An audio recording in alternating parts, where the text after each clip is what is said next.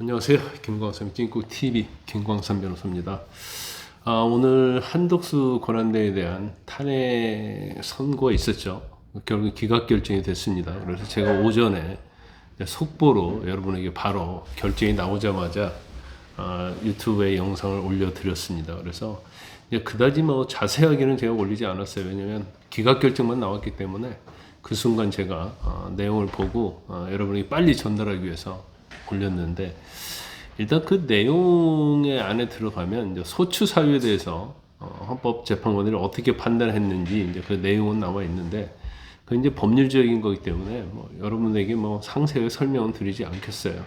또 어려운 측면도 좀 있고, 또 일단 결론은 이제 기각이었고, 누가 각하 의견을 냈고 누가 인용 의견을 냈는지 그 부분만 제가 오전에 말씀을 드렸었죠. 그런데 오늘 제가 딱 보니까 이제 다양하게 기각, 각하 인용 의견이 나왔잖아요. 그래서 이 재판관들의 성향이랄지 오늘 그걸 보고, 그러면 윤 대통령에 대한 탄핵 선고에 이 재판관들이 어떤 의견을 낼 것인가를 제가 예측하는 시간을 한번 가져보겠습니다. 그래서 본격적인 이 영상을 시청하시기 전에 구독과 좋아요, 알림 설정을 부탁을 드립니다. 일단 내용적인 측면에서 일단 탄핵소추 사유가 5개 있었잖아요. 근데 그 중에서 제일 중요한 것이 이제 비상계엄과 관련해서 공모를 하고 방조하고 묵인했다, 이게 들어가 있었는데, 그게 윤 대통령과 좀 관계가 있었기 때문에 비상계엄에 대해서 유헌 유범 여부를 판단할 건지 그거에서 저희가 눈여겨봤는데, 헌재가 비상계엄에 대해서는 판단을 하지 않았어요. 그리고 국무회의가 실질적으로 실체를 갖췄는지 안 갖췄는지, 이것도 윤 대통령과 관계가 있는데 이것도 제대로 판단하지 않고 단지 증거가 없다, 그래가지고 탄핵 사유가 안 된다고 이렇게 결정을 내렸기 때문에 그 부분을 우리가 유치할 수는 없었어요. 내용적인 측면에서. 더군다나 또 내란 행위 철회와 관련해서도 윤 대통령의 내란죄 철회하고 이게 연관성이 있다고 봤는데, 내란 행위는 이게 한덕수 권한대행의 탄핵소추 사유 중 중요한 부분이 아니기 때문에 이걸 빠졌고, 여기서 헌재가 전혀 판단하지 않았다. 그게 각하가 되느냐 아니냐 이제 그랬는데, 그래서 결과적으로는 그 기각의 내용을 가지고 윤 대통령의 탄핵 선고를 우리가 예측할 수는 없어요. 근데 지금 이렇게 결과가 나왔잖아요. 기각 의견이 5명이었잖아요. 문영배, 이미선, 김영두, 정정미, 김복형. 그리고 각하 의견이 정영식, 조한창 2분이고, 그 다음에 인용 의견 한 사람은 이제 정계순 재판관이었단 말이에요.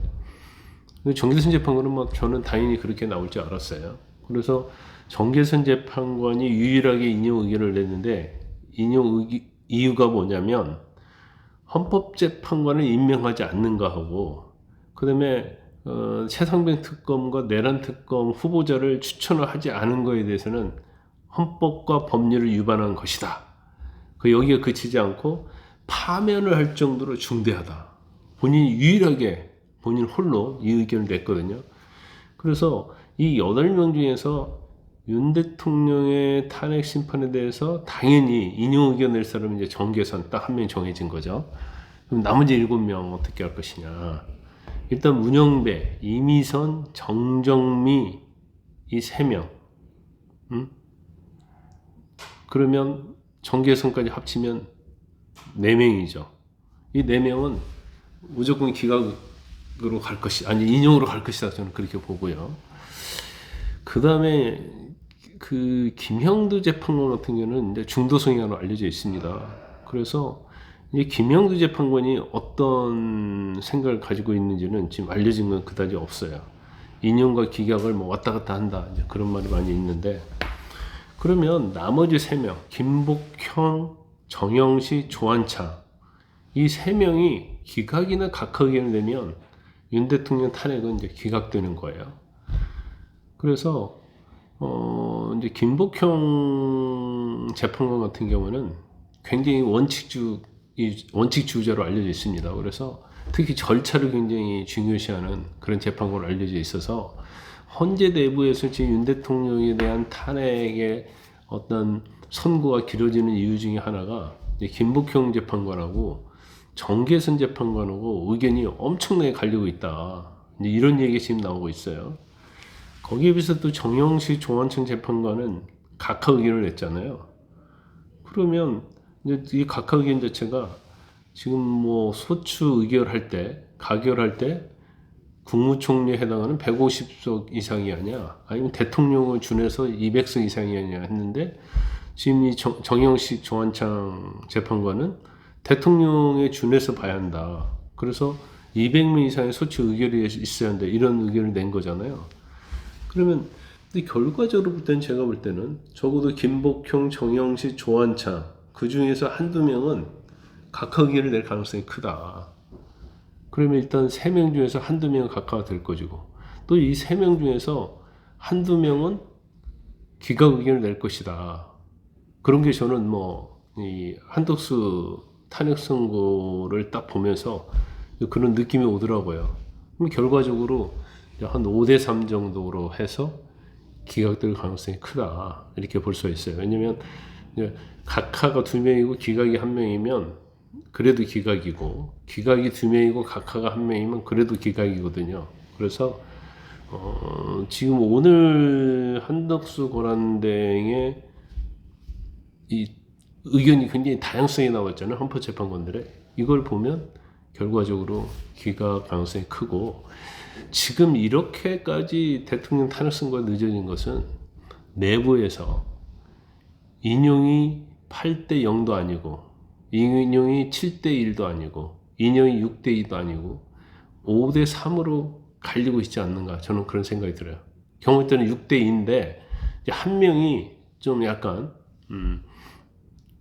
의견에 있어서 이게 명확하지 않는 부분이 있을 수도 있다, 이렇게 봅니다. 그런데 선고 자체는요, 헌법재판소장을 권한대행하고 있는 문용배 권한대행이 사실은 선고 기일이랄지 평결이랄지 이런 것들을 주도적으로 하기 때문에, 문용배 권한대행에 의해서 리드가 될 상황이 굉장히 크거든요. 그래서 이것이 굉장히 늦어지고 있고, 그러면 언제가 될 것인가? 제가 볼 때는 아직까지도 선고한다는 안 나왔잖아요.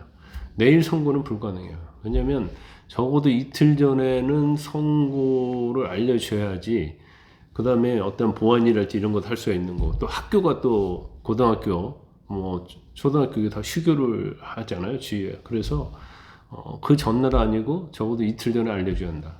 근데 이틀 전이면 지금 오늘 알려줘야지 내일, 모레, 26일을 선고할 수 있는데, 그럴 가능성 그렇게 거의 없다, 이렇게 볼 것 같아요. 26일은 이재명 대표 선고가 있잖아요.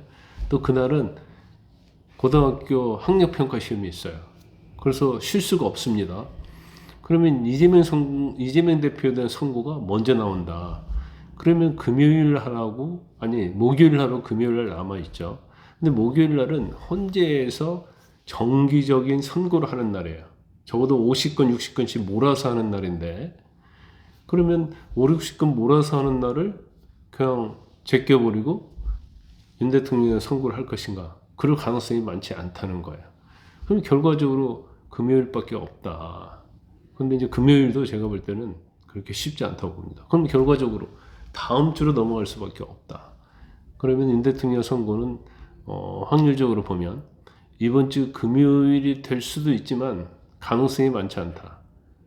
결과적으로 적어도 다음 주는 넘어가게 되는 거. 경우에 따라서는 이제 다음 주면은 3월 말 4월 초 아닙니까? 그렇게 늦어질 수밖에 없고, 이렇게 다양한 의견이 있는데 이걸 언제까지 끌고 갈 수는 없어요. 결국은 한덕수 권한대행의 선고처럼 의견에 나눠서 이제 평결을 해야 하는 거예요.